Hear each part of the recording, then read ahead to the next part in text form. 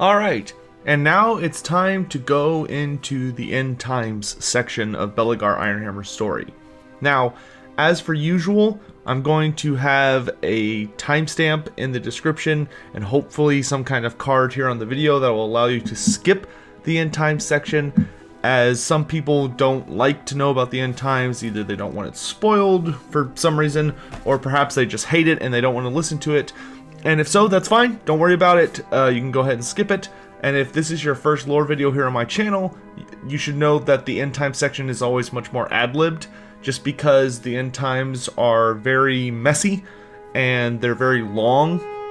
There's a lot that happens in a short amount of time, so it tends to be easier to tell the story from a much more general perspective, much more relaxed perspective than how I handle, say, the history sections of the Legendary Lore videos. So without further ado, let's go ahead and get started.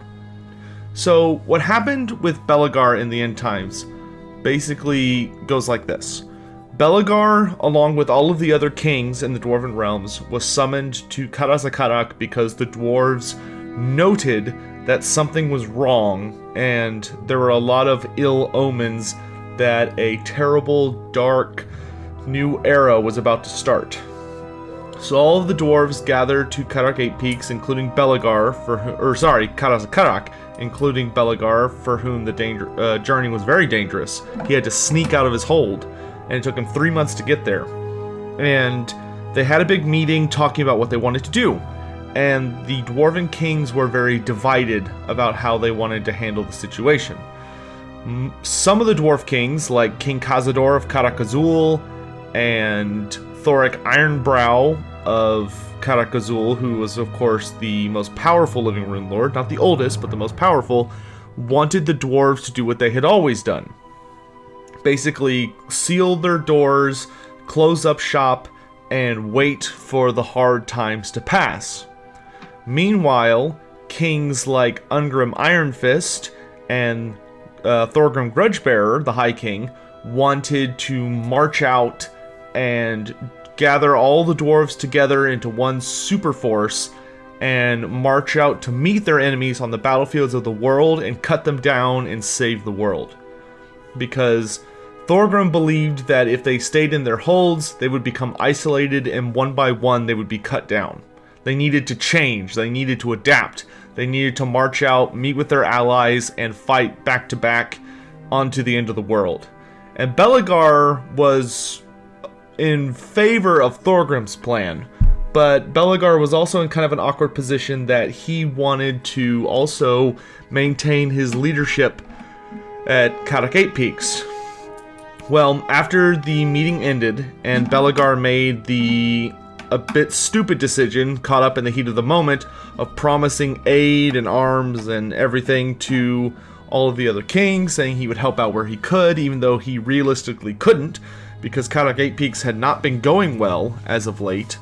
He essentially was called to stay after class, or after the meeting, with Ungrim Ironfist to meet with Thorgrim. And in that meeting, Thorgrim gave the two of them some personal advice. He told Ungrim Ironfist to temper his hatred and his wrath, because Ungrim's son had of course recently died, and he didn't want Ungrim to just go out and throw himself away seeking to end his Slayer Oath. And then he turned to Belegar and he said essentially that, again, although he knew that it was the last thing Belegar wanted to hear, and he knew that what he was about to ask would be the hardest thing he had ever asked of Belegar, Thorgrim Grudgebearer begged him to abandon Karak 8 Peaks, take all of his followers and retainers and warriors and everything he could, fight his way out, and go to Karak to help reinforce Thorgrim Ironbrow and King Cazador Dragonslayer. And unfortunately, Belegar, being the most stubborn and prideful of the dwarf kings, did not take it well. He responded mostly due to embarrassment. He responded in anger, and he yelled at Thorgrim and swore profusely, and he was enraged and his dignity was wounded, And like a fool, he basically just was incensed beyond reason, and he left. And that was the last time he would ever talk to Thorgrim, or Ungrim, or any of the other kings. Was not on good terms. So he made it back to Karak 8 Peaks over the course of 6 months, because there were greenskins everywhere, and there were Skaven everywhere, because the Skaven had begun to invade the surface world as part of their great uprising. The first wave had already finished. So by this point, Tilia and Estalia and Bretonnia were pretty much gone and in ruins. And the Border Princes. So Belegar makes it back home, and the dwarves start preparing for what they know is going to be the final battle. Belegar doesn't fully give in to the idea that it's the end of the world, but he does notice that the goblins and the Skaven have stopped attacking. And Belegar has been around long enough, for over 50 years, or roughly 50 years at this point, in Karak 8 Peaks, to know that when everything has gone silent, that means that more than likely, one or both of his opponents is preparing something big. So he basically stands out and is monitoring things to the best of his ability. There are greenskins all over the place. He notices that Karak Zilfin, which is one of the mountains of Karak 8 Peaks, has a massive horde of different kinds of greenskins and ogres funneling into it. So he assumes that's where Skarsnik's preparing his weapons. And the dwarves had recently invented seismic detection devices for earthquakes, but there were so many Skaven amassing beneath Karak 8 Peaks that they were able to detect their activity using these seismic monitoring devices. So he realized that it was about to get really bad. Before the true battles began, though, the Skaven wanted to get Skarsnik out of the way. And Skarsnik, over the course of when Belegar had traveled to and from, in very, very recent years/months, the Skaven, in their superior numbers, had actually managed to push Skarsnik out of beneath Karak 8 Peaks and forced him into one of the mountains. They forced him into Karak Nar. And so the Skaven, in an attempt to kill Skarsnik and at the very least get him out of the fight, exploded 4 of the mountains with bombs, giant Doomsphere bombs, that were so powerful that Karak Nar, the Sunrise Mountain, was completely destroyed. The mountain basically exploded outwards and collapsed in on itself and was just gone. And the other 3 mountains on the northern side of Karak 8 Peaks were all horribly mangled, but they still stood, because Skaven are not the best when it comes to blowing up things reliably. So they only managed to take down one of the mountains, but they severely shifted and just marred 3 of the other ones. And at this point, the dwarves realized they were in really big trouble, because one of the mountains was just dead. It was gone. And as some of Belegar's agents put it, if the dwarves and the Everlasting Realm are supposed to be as enduring and powerful as the mountains, then what hope do they stand when the mountains themselves are being killed? But in any event, Belegar still is too stubborn to try and abandon Karak 8 Peaks and try and fight his way out. He says, no, we'll bury ourselves in, we'll dig down deep, we will continue to hold up and shore up, and we will survive. So at this point, they pull back to the First Deep and the Citadel, mainly the Citadel, and there are 39 entrances leading into the Citadel at this point, because they've started losing control of the first, they've completely lost the Second Deep, and they've lost a fair amount of control of the First Deep. Unfortunately, at this point, all of the Slayers essentially come to Belegar as the Skaven start attacking them from all sides with the usual really crappy slave legions. But Belegar very, very carefully designed his defenses so that no matter how many hundreds of thousands of slaves are thrown at them, their numbers would be useless. And more importantly, the slaves were so useless that the dwarves weren't even killing them very quickly.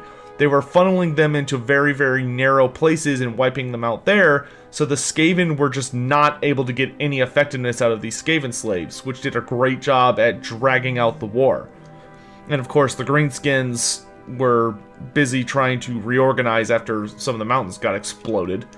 But like I said, the Slayers arrived and asked to leave because they wanted to go seek their doom. Because the leader of the Slayers, who was a priest of Grimnir, told Belegar right to his face that if Belegar did not try to leave, then he was simply going to die. And the Slayers refused to be locked in a cage and slowly hemmed in and bit by bit wiped out by attrition, or worse yet, captured. They were going to go fight to their death, which they told Belegar, if you're willing to fight your way out of the city, we'll go with you, but otherwise, you're on your own. So, he lets them go, and they go fight their way off. And at the next wave, Belegar, the Queek Headtaker, gets impatient and stops sending slaves and starts sending his real troops. And Belegar, realizing this, pulls back all of his troops to the largest hall that the dwarves still have control of, which is the Hall of Clan Skalfdin. And this is the biggest battle that happens during the end times for Karak 8 Peaks. And it starts with Queek Headtaker and all the Skaven invading into this giant hall where all the dwarves are standing and they are ready. They've got traps, they've got a secret plan, and they just go at each other with everything they've got. And so they're fighting against each other full on, and the Skaven start to get the upper hand when they unleash 2 Hell Pit Abominations and a bunch of other nasty stuff, even though a lot of their most powerful weaponry is getting taken out by the dwarves one by one. But at the height of the battle, Queek Headtaker manages, with a really, really nicely timed push from all of his Clan Mulder troops, including the double Hell Pits and a ton of Rat Ogres, manages to surround Belegar Ironhammer and the Iron Brotherhood, which are his personal hammer or bodyguard. And Queek Headtaker leads the Red Guard in against him, and the two of them start to duel. And at this point, as Belegar sees Queek coming for him, he gives a signal, and a gate opens up into the Clan Skalfdin, Hall of Clan Skalfdin, and Golgfag Maneater, the ogre mercenary captain, and his entire army of ogres come charging into the hall and slam into the Skaven. And the Skaven start getting just absolutely obliterated. At this point, Queek and Belegar start to duel. And this is the first time, according to every source that I could check, where the two have actually fought each other with no holds barred and just like going at each other trying to kill each other. So they have a big duel, and it's a very intense duel. Belegar is much slower than Queek, but the Shield of Defiance is impenetrable, and Belegar is very skilled. And after the first 2 full minutes of them fighting with each other, Belegar has managed to hit Queek a couple of times, and actually managed to dent his armor and like plant the hammer, or the Rune of Angren with his hammer, into Queek's shoulder guard, because every time he hits Queek, he hits him pretty hard. The only thing that's keeping Queek alive at this point is that Queek is of course wearing the Warp Shard armor, so every time Belegar connects with his armor, it explodes out Warpstone sparks, which basically causes Belegar to stagger away from him. So Belegar can't just keep swinging, he has to take him one hit at a time. But at this point, Queek changes his tactics. And Queek does know how to speak Kozilid, because he likes to speak Kozilid to try and infuriate Belegar into making a mistake, like he has with other Dwarf Lords, but Belegar's not buying it. But at this point, Queek talks to Belegar about killing him, and having him join his brother on Queek's trophy rack. And true to form, Queek did kill Belegar's brother, which we talked about in the history section, and he did actually bring out Belegar's brother's decapitated head and had impaled it on one of his trophy rack spikes. So while the two of them are fighting, Belegar makes the very, very brief mistake of just glancing up at his brother's dead or corpse head. And the moment he does that, Queek attacks him. And as they're fighting, which to this point, all Queek has managed on Belegar is scratching the Shield of Defiance a few times. But when Belegar was distracted, Queek managed to get into a position where he basically feints Belegar into pushing his shield forwards, and Queek turns around, swinging Dwarf Gouger with both hands, and he impales Belegar in the side with the spike point of Dwarf Gouger. He manages to get it to hook. He manages to get it around the back of Belegar's shield and impales him in the side. And Belegar does punch him in the face with the Shield of Defiance, which makes Queek go flying and really messes up his helmet. But Queek is in relatively good condition, and now Belegar is wounded. But before Belegar can finish Queek off, or at least continue fighting him, Queek retreats because he notices that the ogres are coming right for him, and he doesn't want to get killed off. So Queek runs away, and Belegar at this point, although wounded, knows he has to keep fighting, so he goes with... one of the hell pits by this point is dead, and Belegar Ironhammer runs over with his hammerers, and he helps, and he personally, along with their help, kills the second hell pit abomination by wielding the Hammer of Anger in two-handed. And Belegar is strong enough when he's wielding it with two hands that, like, each blow he hits basically shatters one of the limbs on the hell pit. And Belegar knows, through experience, that the easiest way to kill a Hell Pit Abomination is to kill each of its heads, which the one they're fighting at this moment had 9, because if you kill all of its heads, it will lose brain function and die. So they manage it, and they bring it down, but at this point in the battle, there's a big rumbling, and a massive series of holes explode in the center of the battlefield with warp technology, which looks like the Skaven have burrowed up underneath the battlefield to reinforce Queek. So Queek starts charging back after pretending to run away, and at this point, Skaven don't come out of the hole, but a massive army of squigs and goblins. And it's actually Skarsnik who comes out of the hole, who starts blasting everybody with magic in his typical ambushy madness. So now it's a three-way battle between all the factions, and Skarsnik, when he shoots off his Prada for the first time, is a signal to the ogres, and Golgfag immediately turns on the dwarves and starts attacking them from the flank when they thought he was their ally. So he double crosses them. And so now the dwarves are having to fight. So now it's a four-way battle, essentially, between dwarves, ogres, greenskins, and Skaven. And it's just mass chaos. And Belegar is furious because he went through a lot of effort to not only pay Golgfag and make sure that he would be a half-decent ally, but he doesn't understand how Skarsnik could have possibly gotten to the Man-Eater and convinced them to double-cross him, which of course we'll go over that when we do Skarsnik's Legendary Lord video very, very soon. In any event, so they keep fighting in the battle, and Queek, as he's retreating, decapitates Notragar, who was the standard bearer for the Clan Angren standard, which allows him to get away, but it's also Belegar's cousin. So he kills Belegar's cousin and takes his head with him, because he's just a jerk. And the dwarves manage to recover the banner, but the Skaven get away. And at that point, everything just starts descending into chaos, and it's just super messy and crazy. And the Hell Pit Abomination that Belegar killed comes back to life and starts attacking everybody again to make things worse. Belegar kills it again, and after he kills the Hell Pit Abomination for the second time, Belegar essentially gives the order for the dwarves to unleash their final secret ploy as they run away. So the dwarves fall back out of the Hall of Clan Skalfdin, and an engineer blows a bunch of charges that causes the ceiling to collapse in, killing everybody. So Queek gets away, Skarsnik gets away, Goldfag gets away, but all of the ogres, a very small number of dwarves, all of the greenskins, and all of the Skaven who are still fighting in the hall get crushed, and they all die. At least most of them. So at this point, the dwarves pull back, and there's another lull in the fighting, because with the dwarves so deeply wounded, and the ogres having gotten the hell out of there, the Skaven start focusing their efforts on the greenskins, and the greenskins start focusing their efforts on the Skaven, and they have their big thing.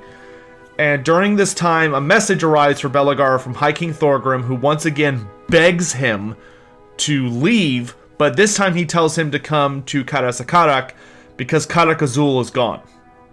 He tells him Karak Azul has been destroyed and completely wiped out because Thorek Ironbrow and King Cazador were killed somewhere else, doing something else, and without their leadership, the hold wasn't able to stand up to the siege of Ikit Claw, and it was destroyed.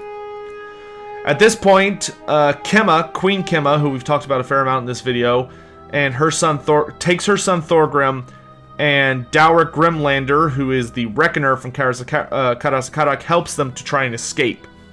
So they head out onto the slopes of the mountains, and they try and flee the citadel and make for Karaz Ankor, but unfortunately they're captured.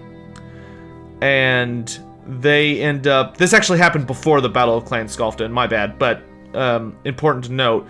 And they're captured, unfortunately. And despite the fact that Queen Kemma is completely right that they're all doomed and they're going to die here, Belegar won't hear of it, so he has his wife, the queen, imprisoned in a pretty sparse tower that's nice, but it is a prison. And his son Thorgrim is kept with him in the throne room, and Belegar does not talk once to his wife again before the end. That's the last time he speaks to her. So, at that point, with the dwarves of Karak Azul dead, Belegar does send 200 of his best and healthiest warriors to lead out a force of refugees that try and make their way to Karaz Ankor, and they basically take a super secret exit, like the last secret exit the dwarves have, and the dwarves completely seal it shut so that even if it was found, it can't be opened, even by them, after all the refugees flee through it. But Belegar refuses to let Thorgrim and Kemma go with them because he's still convinced that he's gonna buckle down and keep fighting. At that point, the dwarves gather in the Hall of Pillared Iron, which is kind of their most defensive point, and 200 dwarves, including Lord Duergar Hammerfist, who pulled back from the East Gate with the garrison there, because they were still holding out fairly well. They pull back, and they're part of those 200 dwarves. They make a last stand. And at the last stand, Belegar and Duergar fight back to back. I think they had 2 cannons and a catapult, and they fight against a endless horde of Skaven. And the dwarves are slowly but surely killed off one by one, even though they take a massive amount of Skaven down with them as part of the last stand. And Duergar Hammerfist is the second to last dwarf to die. They were fighting against Queek's personal Red Guard because none of the other Skaven could actually get close enough to harm them. And Duergar manages to keep fighting until he gets teamed up on by 6 of the Red Guard Stormvermin simultaneously. And while fighting and killing them, they manage to impale him from different directions, and he dies.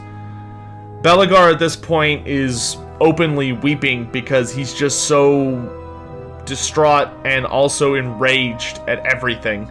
And he's the last dwarf standing because the Skaven won't come close enough to fight him. They basically just make a circle around him with halberds pointing at him to try and keep him there. And he just and at this point, it's been months after he was wounded by Dwarf Gouger. And Dwarf Gouger, of course, being with Queek and covered in warpstone spikes, or warpstone shards, is not a natural weapon anymore. And Belegar's wound never healed. And he's been exhausted by this point. So he's tired, he's been mortally wounded for months now, and he's just too stubborn to die. And all of his hopes and dreams are dead, and it's just him. And at this point, Queek finally shows up to finish off Belegar once and for all, and the two of them have a small exchange conversation, but Belegar, because he's kind of given in to the hopelessness of the situation, Belegar actually starts taunting Queek at this point. Because normally Queek's always the one that does the taunting, and Belegar just kind of doesn't say much and kind of takes he takes a very silent approach to fighting him, or at least just telling him that he's going to kill him to get revenge for the dwarves. But at this point, Belegar's just kind of had it, and he's tired.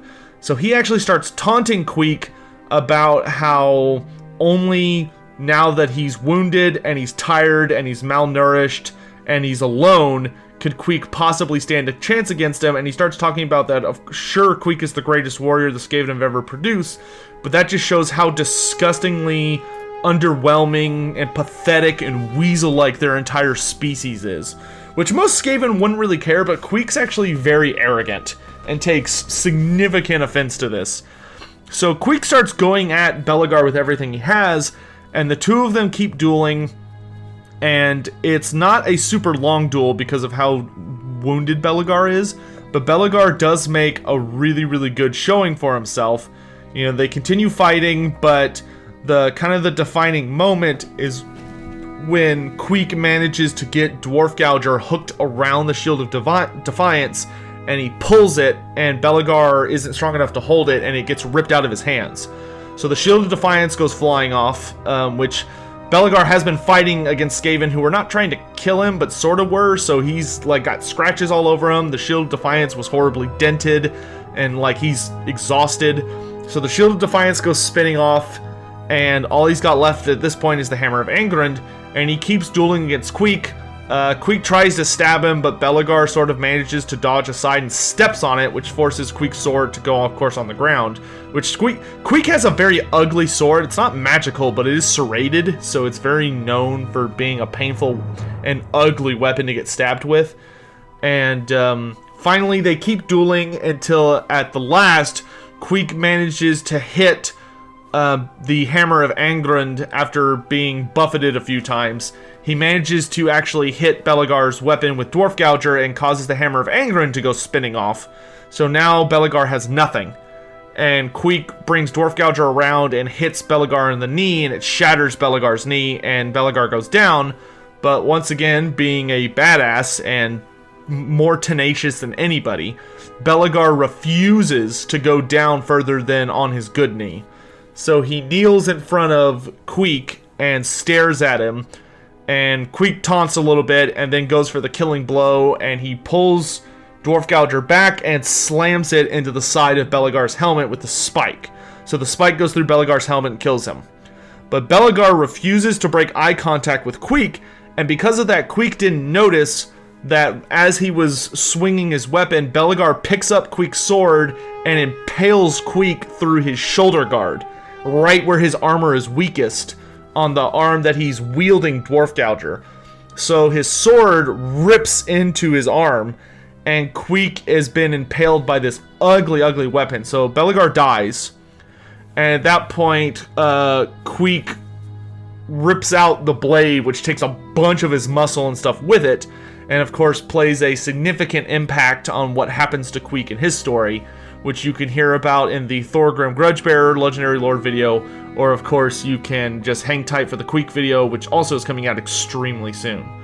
So that wraps up the end times. Ultimately, Belegar represented the greatest and the worst of the dwarves. He was tenacious, he was willing to go out there and reclaim their realm, but at the end of it all, his vanity was the greatest among the Dawi kings, and it became his downfall. If Belegar had been willing to put aside his pride and accept Thorgrim's generous offer to, because Thorgrim offered to forgive all of his debts and all the grudges against him, like no holds barred, he would have a clean slate, wouldn't owe anyone anything, if he would just give up on Karak 8 Peaks and go support Khazad-dûr and Thoric Ironbrow and Karak Azul, at least until they could be convinced to march out with Thorgrim to go support and fight alongside the human realms, that he'd be fully forgiven. But Belegar was just too stubborn. He was so arrogant and so prideful and refused to accept that that it's always been really impossible for him to take back Karak 8 Peaks. But the end times, of course, just dialed it up times a million. And that is the end of the end times. So without further ado, we will go into the closing thoughts section. Alright everyone, so thank you so much for listening or watching or whatever. This video was amazing to put together. It took a very, very long time, but I'm really, really happy with how it turned out. And I want to go ahead and give a massive big shout out to Book of Troyer, who of course did the famous battle recording for this section. He did all the footage for that, where I provided him with the audio, and he did an amazing job of putting his, I guess you could call it cinematography skills to work, and recording a battle to recreate the story I was telling, and it was so amazing and fun to work with him on that, and I really hope that becomes a staple of the future Legendary Lord videos. So please be sure to go check out his channel, subscribe. He's got all sorts of amazing battles and really cool shit going on over there, and I personally love his channel. And of course, you'll be able to find just the famous battles on his channel alone as their own videos. So be sure to go check that out and let him know how much you loved him participating in this, and I hope to have him back for all of the future ones. It was so great to work with someone who has such an interesting, unique skill set and is passionate about Warhammer lore. And then of course, another massive thank you to Eric the Red, who's of course the editor-in-chief over here. And without him, these Legendary Lord videos would happen, but they would be really terrible compared to what I would be able to do by myself. Eric has an amazing skill set, and he does such a phenomenal job, and he works really fast and really hard, and I appreciate him so very much for all of the love and consideration he puts into these videos that come out on the channel, whether it's these or other little projects that we're doing. And I'm so excited to, of course, keep moving forward with Karak 8 Peaks month, which I hope you're looking forward to the rest of the videos that are going to be coming out. Bella Gar, we have decided by the time I'm recording this final segment, which I did near the end, which I did quite near the end of, as far as it coming out wise, will have been broken up into multiple parts, just because these things are getting so intense and we're adding so many little things and so many crazy details that they don't work super well as single monoliths anymore. But I hope you guys appreciate them nonetheless, and the way they're broken up and all this other stuff. So as far as Belegar is concerned, I hope you all enjoyed his story. I ultimately consider it a tragedy. Belegar is actually probably my favorite or second favorite dwarf character. He's really well told as far as a character who has unbelievable tenacity, but he's kind of the ultimate embodiment of why the Dwarven realms ended up dying out, and that his pride and his vanity and his desire to avenge grudges mattered more to him than making a proper future or adapting to match the struggles of the world he now lives in. Which, you know, honestly, there are some things I feel like our humans in our world could learn from that message, especially nowadays. But in any event, Belegar is a wonderful character. If you haven't already, I would definitely say try playing his campaign in Total War Warhammer. It's a wonderful story that starts you off at the beginning of the 4th expedition to Karak 8 Peaks, except for you start from Karaz Ankor, and you have to deal, of course, with Skarsnik being a rising power in the world, and you have to deal with Skaven in the far south, and all sorts of other madness. And it's so much fun and such a great but difficult campaign, and Creative Assembly did a beautiful job bringing Belegar to life. I really don't have any like super critiques on it. I think the only thing a lot of us would say is that one thing I hope to talk on soon is that there's kind of that ultimate discussion of trying to make Footlords viable and work, and Belegar is definitely a character who suffers from that particular series of issues. But ultimately, yeah, thanks again so much for watching. The next video that will be part of Karak 8 Peaks month will be the geography of Karak 8 Peaks, where we will be exploring how the hold is designed, where a lot of the really famous sites are, and of course looking at the maps that have been created for Karak 8 Peaks, and maybe even exploring a couple of other little interesting tidbits here and there to help really fill out the experience. And then after that, we'll be going into the next Legendary Lord video immediately. So once again, thank you all so much for watching. If you enjoyed this video, please consider, of course, you know, hitting the like button on all the Belegar videos if this is like the last one. And if you like what we do here and you want to support me personally to help make my life possible and help me pay the other people who make this possible, then consider going to my Patreon, which will be down in the description down below. And even as little as $1 a month really helps me out. And that's how I pay these guys. So if you like the work they do, obviously subscribe to their YouTube channel. But, you know, if you're supporting us on Patreon, you're also supporting everyone I work with. So thanks again so much for watching. I hope the quality of the Legendary Lord videos especially will just keep going up. And it's probably going to be nightmarish when we get into late 2019 or early 2020 and I decide to remaster all the old ones. That's going to be a huge pain in the butt, but we'll get around to that when the time comes. Thanks again, everyone, so much for watching. This is probably the 8th time I've said that. This video, I've wanted to do this for so long, and of course this is just the first step on the full journey, but it was a big step because Belegar's lore is old and messy as fuck. And although there were a number of parts I had to fill in manually, I hope that you enjoyed them and they felt natural and like they were a good part of the story. So yeah, thank you all again so much for watching. I'll see you next time. Bye.